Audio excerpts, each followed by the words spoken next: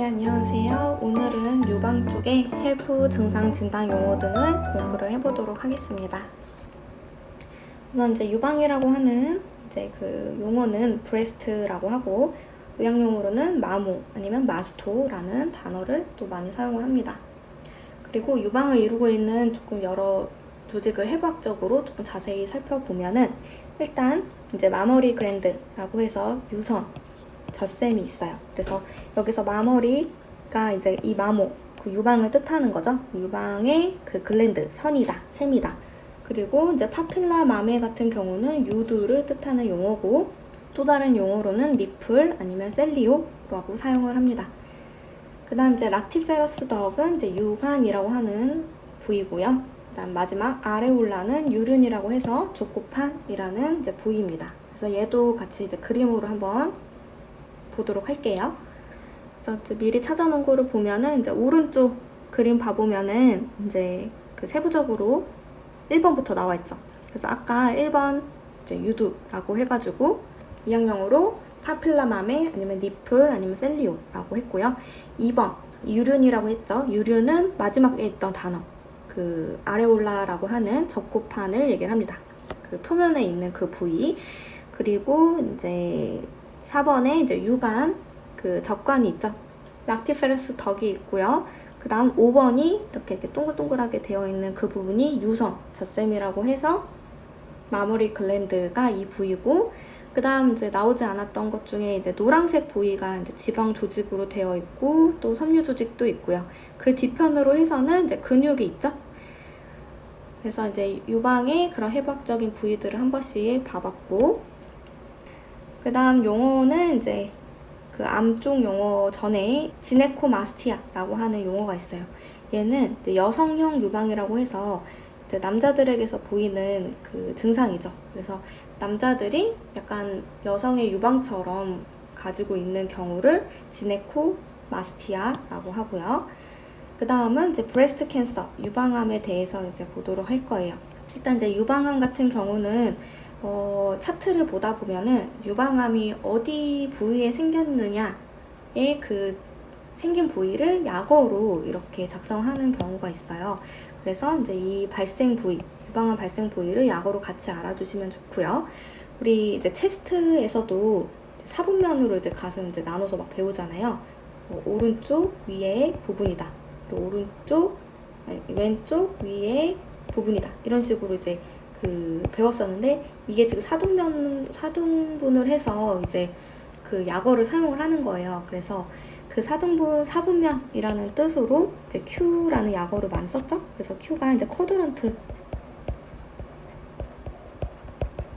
쿼드런트라고 해서 사분면이라는 이제 뜻인 거고, 여기서도 유방암 발생 부위에서도 이 사분면으로 이제 그 약어를 쓰는 거예요. 그럼 얘도 봐보면은 이 U는 어퍼의 약자겠죠. 위쪽이다 라는 뜻이고, 그러면 L은 아래라는 뜻일 거고, lower. 그러면 여기 안에 있는 그 O나 I, 이 가운데 있는 O나 I는 뭐냐면 O는 outer를 얘기를 하고요. I는 이제 inner를 뜻해요. 그래서 이제 가슴 쪽을 네 부분을 이렇게 나눈다고 했을 때 이렇게 나눌 수가 있잖아요. 그래서 보면은 위에, 그래서 이렇게 오른쪽 유방과 왼쪽 유방으로 이제 본다고 했을 때 오른쪽 유방에서 이제 사등분을 해서 볼 수가 있는 거죠. 그래서 오른쪽 유방에서 일단 UOQ 같은 경우는 여기가 바깥쪽이고 안쪽으로 오는 게 여기가 이너잖아요. 여기가 이너고 여기가 아우터고, 그리고 이제 위아래로 이렇게 나눌 수가 있죠. 그래서 위쪽에 아우터의 사분면이다 해서 이 부위가 UOQ가 되고, 그 반대는 위쪽이긴 위쪽인데 이번엔 이너 쪽이죠. 위쪽은 위쪽인데 안에 쪽이니까 UIQ가 되는 거고요. 그 밑에는 어퍼가 아니라 로어이잖아요. 그래서 로어인데 바깥쪽에 사분면이다. 로어인데 안쪽에 사분면이다. 이런 식으로 이제 표시할 수 있고, 레프트 쪽 유방 같은 경우도 이제 얘는 이제 반대가 되겠죠. 여기 안쪽이 upper inner quadrant가 되고, 그 반대가 upper outer quadrant, 그리고 그 아래는 lower outer quadrant, 그리고 lower, inner quadrant 이런 식으로 이제 발생 부위를 낙으로 쓸 수가 있는 거예요. 그래서 이제 검사를 했더니 어떤 차트에서 그 환자의 암이 여기에 생겼다. 그러면 그 암이 생긴 부위를 UOQ라고 그냥 약으로 간단하게 쓴다는 거죠. 이제 그 다음으로는 유방암 종류를 보도록 할 거예요. 유방암 종류는 한 5가지 정도로 이제 간략하게만 이제 정리를 해보면, 첫 번째 가장 많이 차지하고 있는 암 종류고요. 이제 invasive ductal carcinoma라고 해서 침륜성 유관암이 있습니다. 여기서 invasive가 침륜하다라는 뜻이죠. 침투하다, 뭐 공격하다 이런 뜻이잖아요. 그래서 이제 그 암이 이제 침투를 하기 시작을 한 거예요. 근데 그 암 종류가 이제 ductal carcinoma라고 해서 유관암이죠. 그래서 우리 아까 앞에서 봤던 그 유관 쪽에 그 유관을 이루고 있는 그 세포에서 생긴 암인데, 그 암이 침륜성이라는 거죠. 그 유관에 기점막을 침범을 한 경우를 이제 invasive ductal carcinoma라고 합니다. 그래서 유방암에서 가장 많이 차지하고 있는 암 종류이고요. 그다음 두 번째는 invasive lobular carcinoma라고 해서 얘도 침륜성인데 이제 그 암 종류가 lobular carcinoma예요. 그래서 lobular가 이제 소엽을 이제 뜻하는 용어여서 소엽을 이루고 있는 세포에서 기원을 했는데 얘도 침륜성이라는 거죠. 그다음 이제 세 번째 암 종류는 ductal carcinoma in situ. 이제 첫 번째에서 봤던 이 닥털 카시노마 똑같은데 인베이시브가 아니라 인사이트인 거예요. 세 번째에서는. 그래서 지금 첫 번째 나왔던 암이랑 좀 반대되는 거죠. 그래서 침륜성이 아니라 인사이트라는 게 암 종류 중에 제자리 암을 얘기를 하거든요. 그래서 아직 침범하지 않은 이제 제자리에 있는 암이다 라고 해서 이제 유관을 이루고 있는 세포에서 생긴 유관의 기점막을 침범하지 않은, 아직 인베이시브를 하지 않은 단계로 따지면 영기인 암을 덕털 카시노마 인사이트라고 해요. 또 다른 용어로는 인트라 덕털 카시노마, 덕털 내에 있다. 그래서 유관 상피 내의 암을 뜻하는 암 종류이고요. 그럼 이제 네 번째 암은 non-infiltrating lobular carcinoma in situ라고 해서 lobular carcinoma 아까 두 번째 나왔던 암이죠. 인베이시브의 얘도 반대구나 라고 생각을 해주시면 되겠죠. 그래서 invasive 또 다른 동의어로 infiltrating이라고 하는데 얘도 이제 침범하다라는 건데 여기에 논이 붙였죠? 그러면 침범하지 않은 거잖아요. 그래서 침범하지 않은 lobular carcinoma다. 그리고 인사이토니까 제자리 암이다 라고 해서 소엽 산피내 암이라고 하고요. 소엽을 이루는 세포에서 생긴 소엽의 기점막을 침범하지 않은 거죠. non-infiltrating이니까. 그래서 단계로 따지면 영기의 암을 뜻하는 암 종류이고요. 일단 다섯 번째 암은 이제 그 유방암에서 거의 이제 나타나지는 않지만 한 1~2% 정도 발생하는 암이고, 파제트 디지즈라고 해서 파제트 병입니다. 얘는 유두나 유륜의 피부에 주로 발생을 하는 상피내암의 일종으로 알려져 있어요. 그래서 유방암 종류를 이렇게 5가지를 한번 살펴보았고, 여기서 이제 상피내암을 다시 한번 그 정리를 해보자면, 여기 상피내암이 있었죠. 인사이트라고 해가지고 이제 침륜하는 암이랑 달리 침륜하지 않는 거라고 했죠. 얘 반대라고 생각하면 된다고 했죠. 그래서 기저방을 침범하지 않는 초기 유방암을 말한다. 근데 이제 상피내암이라고 해서 계속 얘가 제자리에만 있는 건 아니고 얘가 진행이 되면서 침륜성 유방암으로 발전할 수 있겠죠. 그래서 이제 침륜성 유방암이 된다는 거는 이제 다른 곳으로 이제 침투하기 시작한다는 거니까 전이가 이제 될 수 있다. 그래서 암은 여기까지 정리를 해주면 좋을 것 같고요.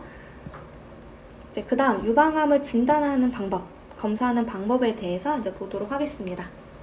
그래서 대표적으로 이제 유방암 같은 경우는 자가진단, 신체 검진에서 자기가 이제 촉진을 해서 조금 진단을 할 수도 있어요.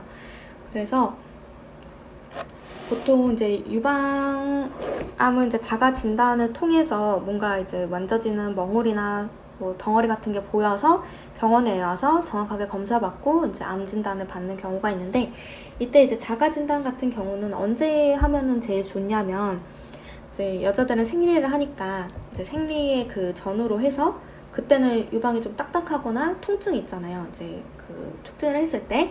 그래서 생리가 끝나고 한 이제 그 다다음 날 아니면 한 2일에서 7일, 일주일 그 사이에 유방이 가장 조금 이제 부드러울 때 이제 그 유방의 여러 부위를 촉진을 하면서 멍울 같은 게 만져지는지 이제 확인을 해볼 수가 있는 거예요.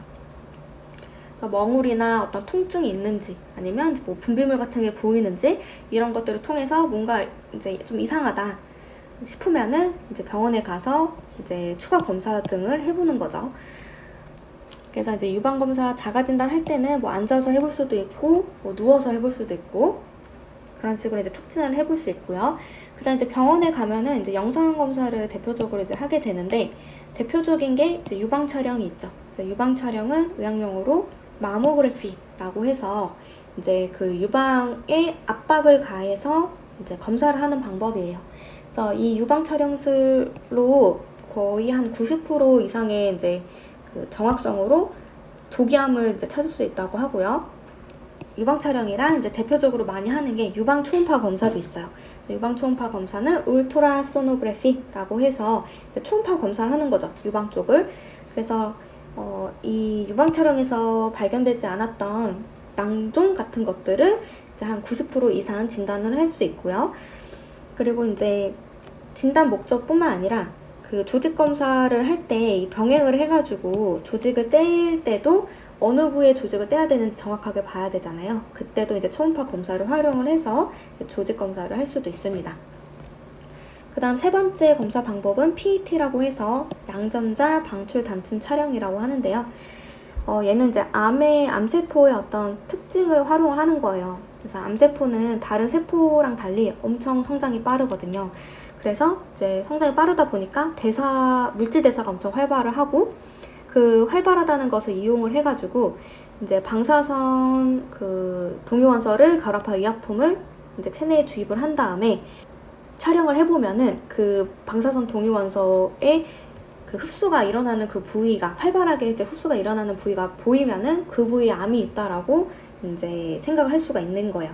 그런 식으로 진단을 하는 게 이제 PET 검사 방법이고요. 그다음 CT 같은 경우는 언제 많이 하냐면 유방암을 확진을 하고 나서 이제 암 같은 경우는 이제 전이를 많이 일으키잖아요.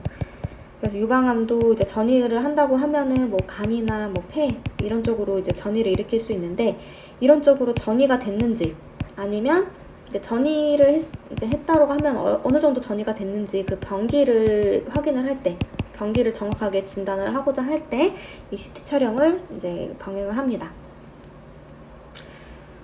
그 다음에 이제 종양표지자 검사를 할 수도 있고요. 종양표지자 검사는 암이 발생을 했을 때 그 암으로 인해서 발생하는 그 물질이 조금씩 다르거든요. 그것을 이용을 해서 검사하는 방법을 종양표지자라고 하고 그 종양표지자 그 종류 중에 이 유방암을 진단할 수 있는 대표적인 게 CA15-3입니다. 얘도 많이 나오니까 같이 외워주시면 좋고요. 그다음 마지막으로 조직검사를 통해서 또 확실하게 유방암을 진단을 할 수가 있겠죠. 그래서 조직검사는 말 그대로 조직을 떼서 현미경으로 검사하는 방법인 거예요.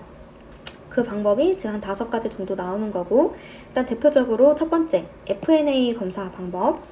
그래서 얘는 Fine Needle Aspiration의 약어죠.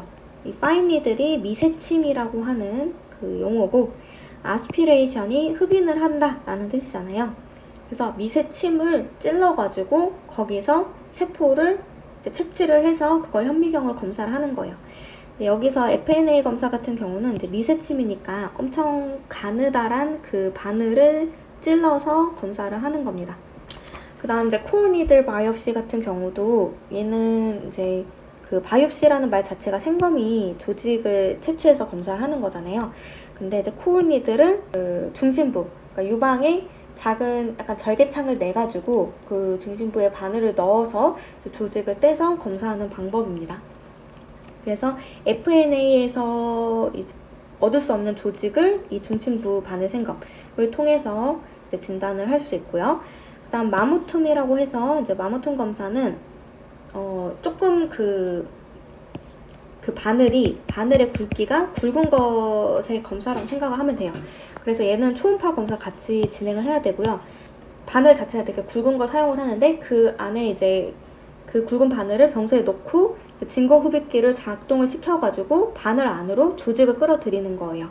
그리고 이제 그 바늘 안에 그 칼이 같이 삽입이 돼 있어가지고 이 칼이 이제 회전을 하면서 이제 방변을 잘라내가지고 이제 떼내서 그거를 이제 또 검사를 하기도 합니다. 근데 이제 검사를 할 때 얘가 이제 그 바늘도 굵다고 했잖아요. 그러니까 떼내는 조직도 좀 어느 정도 이제 보여지는 그 조직의 크기가, 덩어리의 크기가 작다라고 하면은 이 마모톤만으로도 이제 그 방변을 다 떼내버릴 수가 있겠죠. 얘가 작으면 이제 검사를 하려고 얘를 떼냈는데 그냥 그 부위가 다 떼지면은 얘가 이제 치료가 되는 걸 수도 있으니까 치료 목적으로도 같이 시행이 되는 검사다라고 생각을 해주시면 되고요. 일단 오픈 서지컬 바이옵시 같은 경우는 이제 똑같이 바이옵시긴 한데 얘는 오픈이잖아요. 그리고 오픈 서지컬이라고 하는 거는 약간 이제 수술처럼 마취를 한 다음에, 국소 마취를 한 다음에 절제를 해서 유방의 그 어느 부위를 이제 절제를 해서 그 방변을 이제 떼내는 것을 얘기를 합니다. 그 떼내서 그 조직을 또 현미경 검사를 하겠죠. 일단 마지막 총생검이라고 하는 것도 있어요. 이 총이 그 총 있잖아요. 총을 진짜 그 뜻하는 거예요. 그래서 바늘이긴 한데 얘도 굵은 바늘인데 그 총처럼 이제 그 총을 쏘듯이 방아쇠를 누르면 바늘이 튀어나가서 걔 조직을 이제 떼내는 방법으로 한 3-4번 정도 이제 실시를 해서 조직을 떼서 검사하는 방법입니다. 총생검 같은 경우는 약간 합병증 같은 게 생길 수도 있어요. 출혈이라든지 통증, 염증 같은 게 생길 수도 있는데 이 검 바이옵시도 유방암을 진단을 하는데 많이 사용하는 조직 검사 중에 하나입니다. 네, 다음은 이제 유방암 치료에서 이제 수술 처치와 관련된 용어를 보도록 하겠습니다. 우선 이제 유방암의 대표적인 치료 방법으로는 수술이 있겠죠. 수술에서 이제 유방 절제술을 마맥토미라고 하는데요. 이제 마맥토미의 종류를 조금 나눠서 볼 수 있어요. 그래서 첫 번째로 이제 브레스트 컨설빙 서저리라고 해서 이제 컨설빙이 이제 조금 보존하다 이런 뜻이죠. 그래서 유방을 보존하는 수술 방법으로 이제 대표적인 하나가 이제 럼펙토미라는 게 있고요. 이제 럼펙토미는 그 종괴 절제술, 유방 종양 절제술이라고 해서 그 종괴의 그 부분만 이제 그 제거를 하는 수술입니다. 그래서 이제 파셜 마멕토미라고도 하고요. 이제 유방 전체를 하는 게 아니라 부분만 절제를 하는 거죠. 그래서 종양 주위의 일부 조직만 이제 제거하는 그 절제 방법을 파셜 마스텍토미라고 합니다. 그래서 이렇게 부분적으로 하는 거 말고 이제 전체적으로 또 수술을 하는 경우가 있겠죠. 그래서 전체적으로 하는 거는 보통 토탈 마스텍토미, 유방 전 절제술이라고 하고요. 그 토탈 마스텍토미에서 조금 그 정확하게 이제 표현을 하면은 레디컬 마스텍토미 아니면 모디파이드 레디컬 마스텍토미라고 해요. 자, 이 레디컬이라고 하는 게 이제 근치라는 뜻이거든요. 이제 근치 유방 절제술이라고 하는데 그 전체를 절제하는 수술의 그냥 한 방법이다라고 생각을 하면 돼요. 유방 전체를 절제하는 수술 방법이다. 근데 이제 근치 유방 절제술이라고 하면은 유방 전체뿐만 아니라 그 유방 밑에 근육 그 해박 그 그림 봤을 때 그 근육도 같이 있었잖아요. 그 유방 밑에 근육도 같이 제거를 할 때 레디컬 마스텍토미라고 합니다. 그리고 악실러리 림프노드 디섹션이라고 해서 애가부 림프절 곽청술이라는 그 수술 용어도 있어요. 그래서 딕세션이 이제 곽청술이라고 해서 그 곽청술을 수행하는 그 부분이 림프노드인데 엑실러리 쪽 림프노드를 이제 수술을 하는 거예요. 그래서 림프노드의 그 종류가 이제 엑실러리 쪽, 애가부, 겨드랑이 쪽을 얘기를 합니다. 그래서 유방암이 있는 그 부위의 애가부 쪽, 뭐 왼쪽에 유방암이 생겼다. 그럼 왼쪽에 그 뭐 애가부의 겨드랑이의 림프절 그 부분을 수술을 하는 거예요. 이 애가부 림프절 과천술을 많이 하는 경우는 이제 수술을 하는데 그 림프절 수술 결과에서 유방암이 림프절로 전이가 됐다. 여기로 이제 전이가 됐다라고 하면은 필요에 따라서 이 애가부 림프절 곽청술을 시행을 하게 되고요. 이제 그림을 봐보면 이렇게 겨드랑이 쪽 있죠. 겨드랑이 쪽, 이 림프노드 있는 쪽, 이쪽을 이제 벌려가지고 수술을 하는 것을 엑실러리 림프노드 디섹션이라고 합니다. 이제 그 다음은 이제 센티넬 림프노드 바이옵시라고 해서 이제 바이옵시가 나오는데 생검이긴 생검인데 감시 림프절 생검인 거예요. 그래서 얘는 이제 뭐를 뜻하냐면은 림프절 전이에서 그 종양에서 연결되는 첫 림프절, 그러니까 그 암 덩어리에서 연결되는 첫 림프절 있죠. 얘를 이제 검사를 하면은 다음 림프절이 전이가 됐는지를 짐작을 할 수 있는 거죠. 그래서 그 림프절 전이 상태를 보기 위해서 하는 그 조직 검사를 뜻하는 용어입니다. 그래서 이게 앞쪽으로 갔어야 되는데, 자, 감시 림프절 생검은 감시 림프절에서 시행하는 조직 검사를 뜻하는 용어구나라고 생각해 주시면 될 것 같고요. 그 다음 이제 마모플라스티라고 해서 얘는 이제 성형술이죠. 유방 성형술. 그래서 유방 절제술 후의 재건술. 유방을 만약에 뭐 거의 다 제거를 했다든지 파셜로 했다든지 했을 때 그 부위를 재건을 해주는 그 수술을 얘기를 합니다. 그래서 뭐 그 환자 자신의 근육을 활용을 하거나 아니면 인공 보조물 같은 것을 삽입을 해서 유방의 유방의 그 모양 있죠. 그거를 이제 재건을 해주는 이제 그 수술을 얘기를 합니다. 그리고 유방암 치료 수술 말고 대표적으로 이제 항암화학요법, 표적치료, 방사선 요법, 호르몬 요법 이런 것들이 있어요. 그래서 얘는 그냥 알고만 있으면 될 것 같습니다. 그래서 화학요법 같은 경우는 총 이제 3가지 목적으로 활용이 될 수 있어요. 재발을 막기 위해서 같이 활용을 한다든지 아니면 수술을 하기 전에 일단 종양의 크기가 너무 크면은 이거를 줄여놓고 수술하면 더 용이하잖아요. 그런 요법으로 화학요법을 미리 실시할 수도 있고요. 그 다음 이제 재발이 됐을 때 이제 조금 그 진행을 늦추고 증상을 완화시키려고 화학요법을 할 수 있습니다.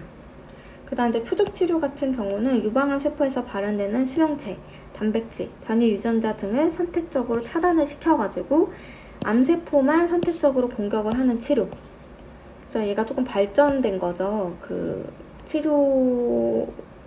암 치료의 발전으로 인해서 이제 다른 세포, 정상 세포를 공격하는 것들을 줄이고 이 암세포만 표적으로 해서 얘만 공격을 하는 그 치료 방법을 얘기를 합니다. 그다음 방사선 요법 같은 경우는 이제 수술 후에 그 재발하는 것을 방지를 하거나 생명 연장 목적으로 많이 실시를 하고요. 이제 호르몬 요법도 있어요. 호르몬 요법은 암세포 성장을 촉진할 수 있는 그 호르몬이 수용체와 결합하는 것을 방해하거나 아니면 그 호르몬 자체의 분비를 억제하는 그 치료 방법을 호르몬 요법이라고 합니다. 그래서 차트 보면은 이제 화학요법 같은 경우는 케모세라피라고 많이 나오고, 그리고 이제 방사선 요법은 라디오세라피, 그리고 호르몬 요법은 이제 호르몬 세라피 활용이 되고요. 표적 치료 같은 경우는 그 유방암에서 사용하는 표적 치료제의 종류가 이제 몇 가지가 있어요. 그래서 뭐 헵세틴이라든지 뭐 피제타